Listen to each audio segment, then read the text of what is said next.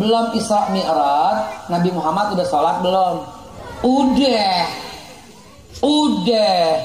Ayat baru, Iqra bismi rabbikal ladzi khalaq, khalaqal insana min 'alaq. Itu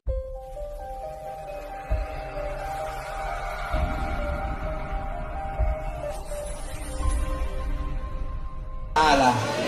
Inna a'tayna fasalli li rabbika inna syani'aka huwal.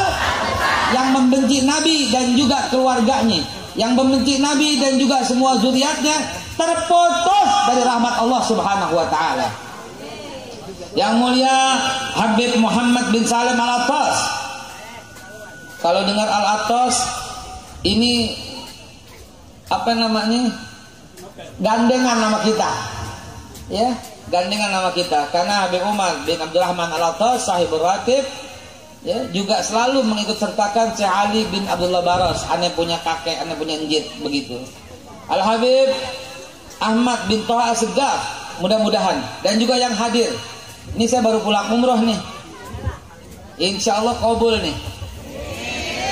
Dan Allah Subhanahu wa taala saya minta pada malam ini mengkabulkan semua yang hadir.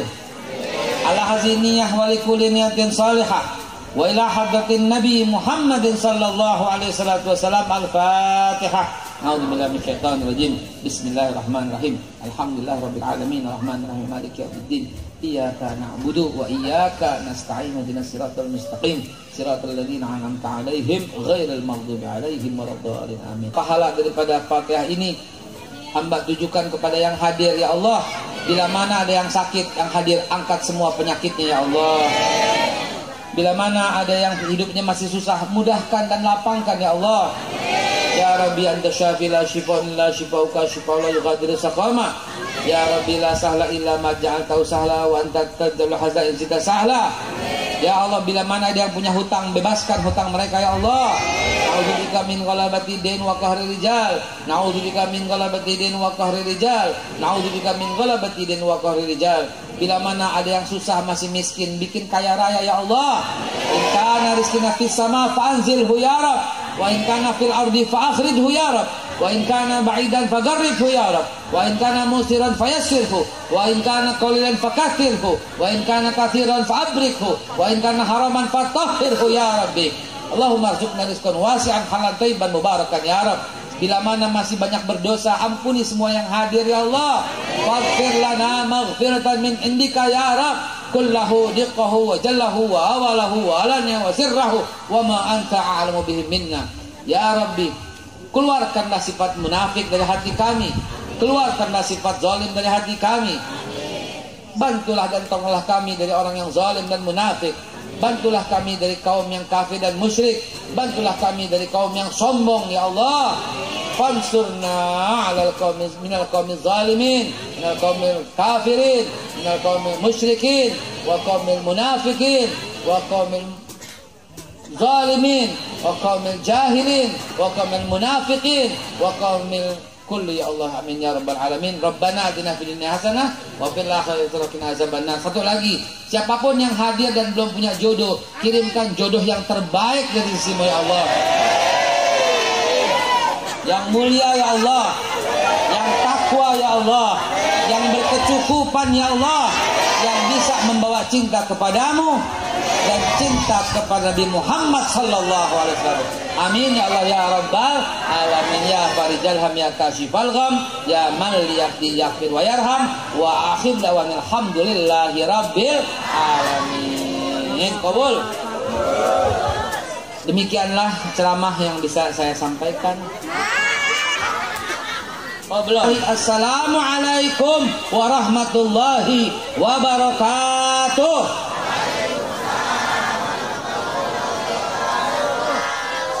Alhamdulillahirabbil alamin wassalatu wassalamu ala rasulillahi nabiyil karim wa ala alihi wa sahbihi ajmain, amma ba'du. Ma'asyiral muslimin wa jumratal mu'minin rahimakumullah. Pada malam hari ini, malam yang sangat indah, kita memperingati Isra dan Mi'raj Nabi kita Muhammad sallallahu alaihi wasallam. Kepada tuan rumah yang menyelenggarakan, saya pengen menyampaikan sesuatu pesan. Udah banyak yang memperingati Isra dan Mi'raj, Udah banyak yang memperingati Maulid Nabi.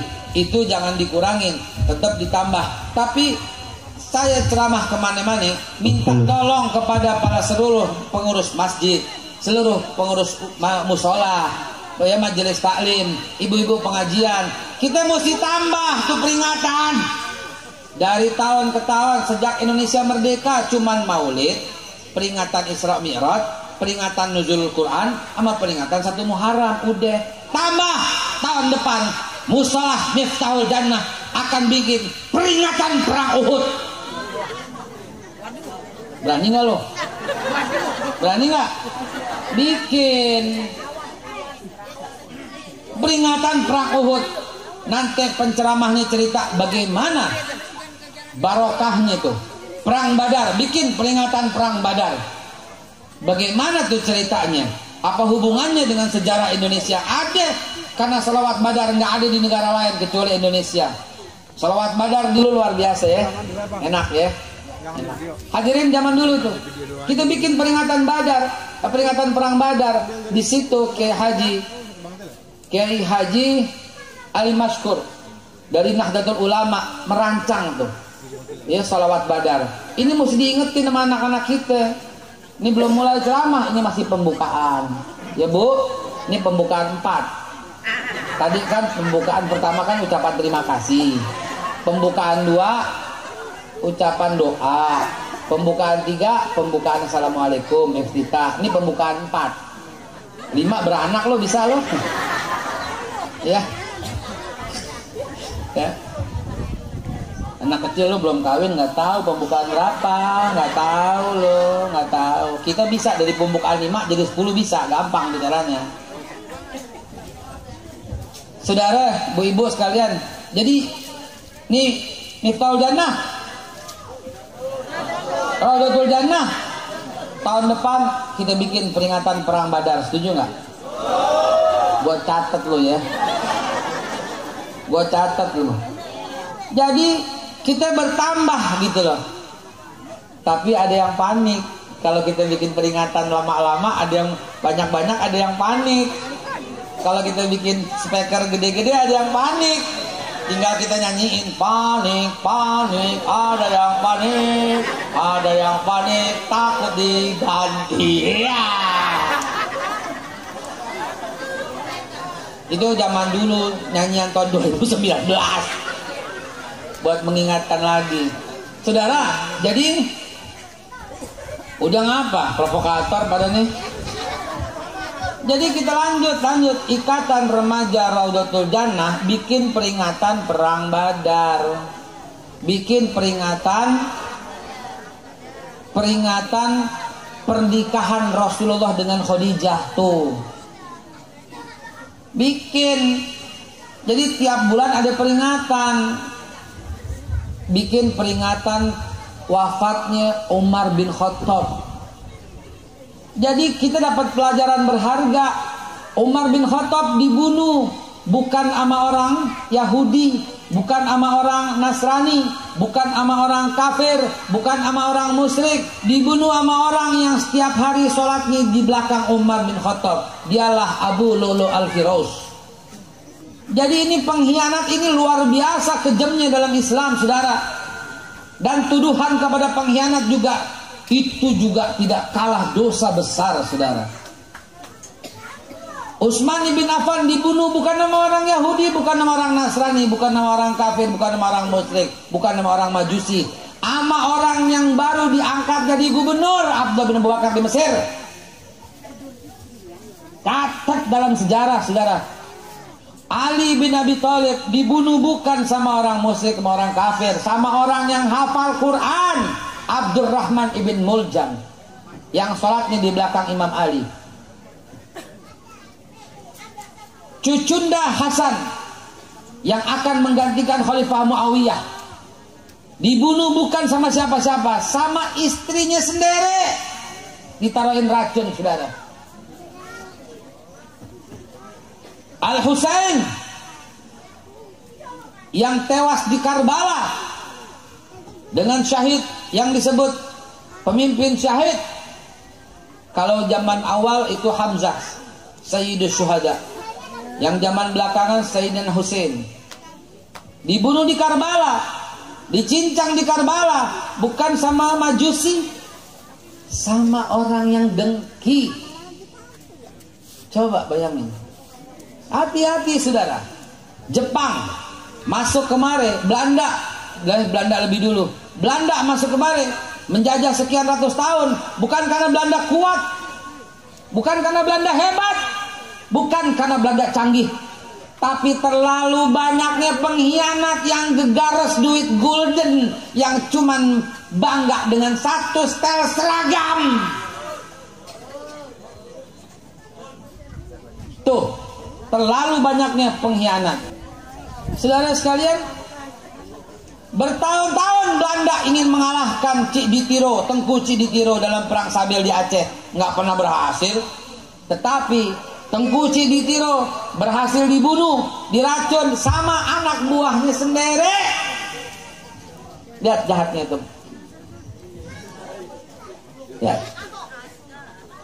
Lihat itu cerita. Jenderal Sudirman nggak pernah bisa ketangkep, nggak pernah bisa ketemu tempat persembunyiannya dalam perang gerilya. Tetapi dia ketemu oleh anak buahnya sendiri yang nunjukin di mana tempat persembunyian Jenderal Sudirman. Dan ini terjadi pada para nabi juga. Justru pembuat patung zaman Nabi Ibrahim adalah keluarganya sendiri. Justru pengkhianat dalam kelompok Nabi Musa, Musa Samiri.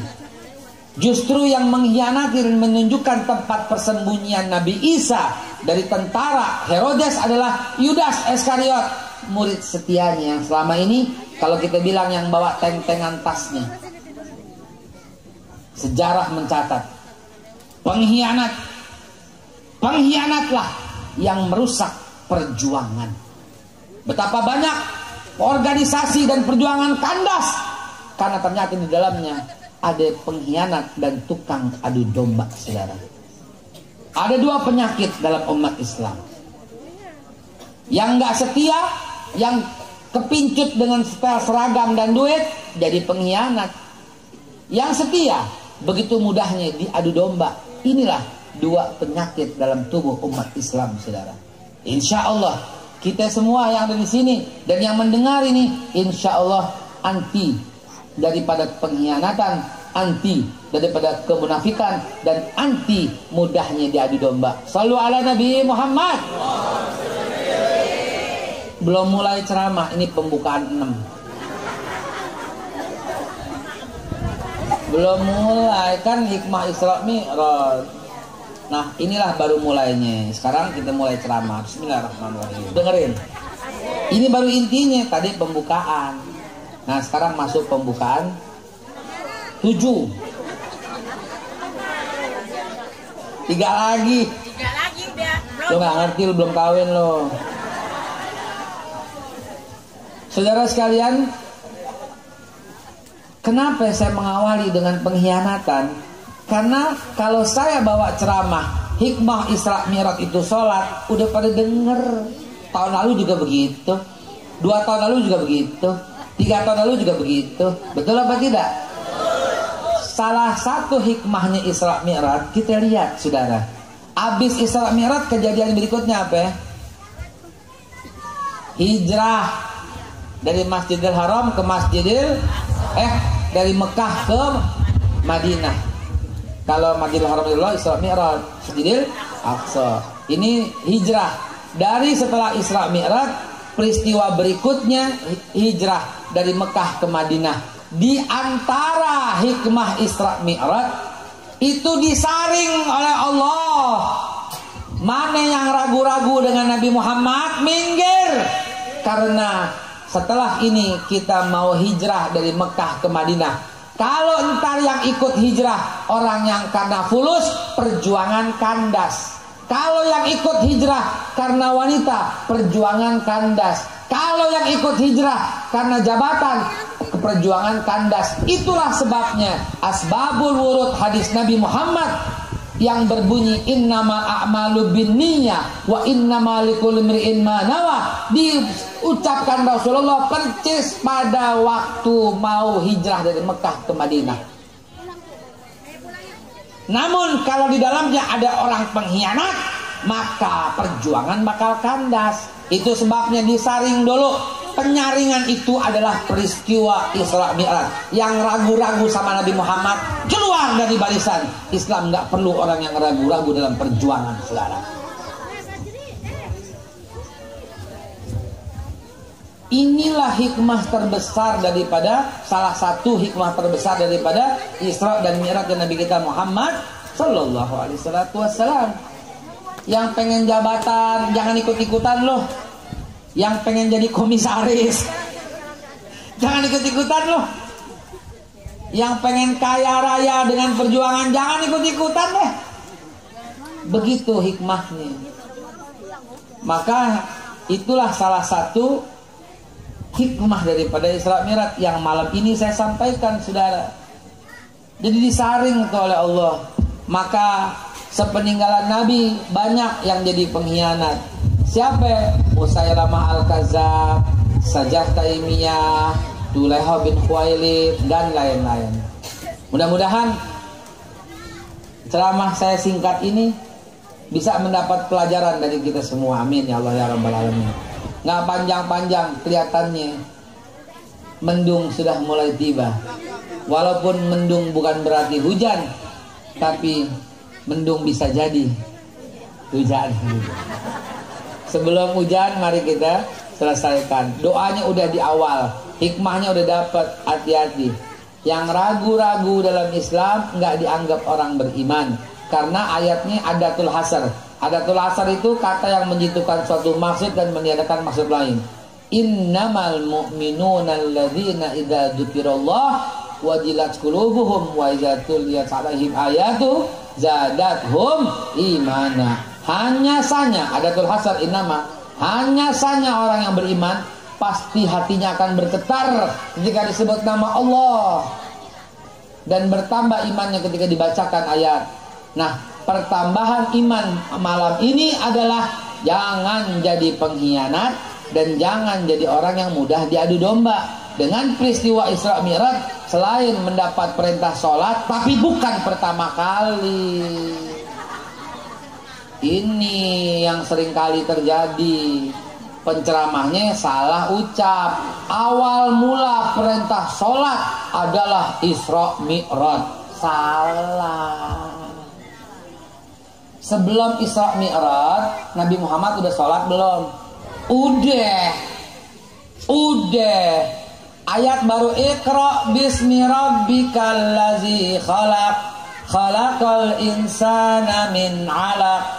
Itu Nabi udah sholat, Nabi turun, Nabi bersihkan pakaian, warabbaka fakabir, Nabi kemudian sholat. Makmumnya di belakang Sayyidatina Khadijah, Ruqayyah, Ummi Kalsum, Fatimah masih kecil, masih orok, dan Zaid bin Harithah. Sayyidina Ali melihat baru awal-awal hari-hari awal masuk Islam, udah sholat.